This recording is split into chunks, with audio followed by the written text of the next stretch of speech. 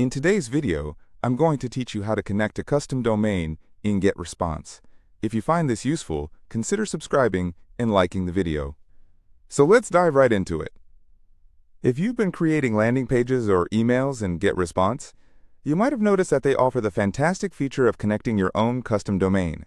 This can really enhance your brand's professionalism and credibility. To get started, the first thing you want to do is log into your GetResponse account. Once you're in, head over to the account settings. You can find this in the bottom left corner of your dashboard. Just click on the gear icon and you'll be taken to a new page where you can manage all your account-related settings. Now, on this new page, look for the domain option. It's usually sitting pretty in the left sidebar. Click on that and you'll see an option to add a new domain. This is where the magic starts to happen. You'll need to enter the custom domain you wish to connect. For example, your customdomain.com. After entering it, hit the button that says Add Domain. Once you've done that, GetResponse will give you a few instructions on what to do next. Here's where it gets a bit technical, but don't worry, I'm going to walk you through it step by step. After you've added your domain, you will need to verify ownership of it. GetResponse will provide you with a DNS record that you will need to add to your domain's DNS settings.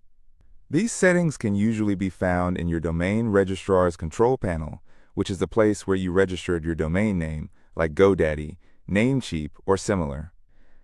Now here's how you do it. Log into your domain registrar account. In your control panel, look for an option that says something like DNS Management, DNS Settings, or Zone Editor. This area is where you can manage the DNS records for your domain. Within that section, you want to add a new record.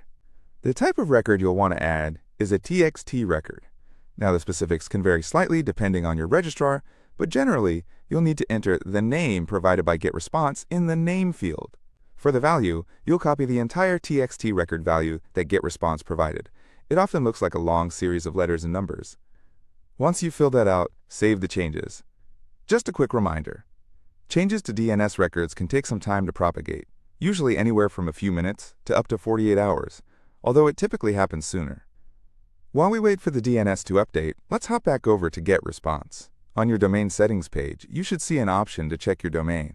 Click on that, and if everything is set up correctly, GetResponse will confirm the verification of your domain. If you receive a success message, congratulations! You have successfully connected your custom domain to GetResponse. If it's not verified yet, don't worry. Just give it a little time and check back in a few hours. Now that your custom domain is set up, you can start using it with your landing pages and emails. This not only helps to build trust with your audience, but also reinforces your brand identity. Remember, if at any point you feel stuck, both GetResponse and your domain registrar offer support teams that can help you troubleshoot any issues. That wraps up today's tutorial on how to connect a custom domain in GetResponse. If you found this video helpful, please consider subscribing and giving it a thumbs up. Your support allows me to make more content like this, and I appreciate it. Thanks for watching, and happy marketing.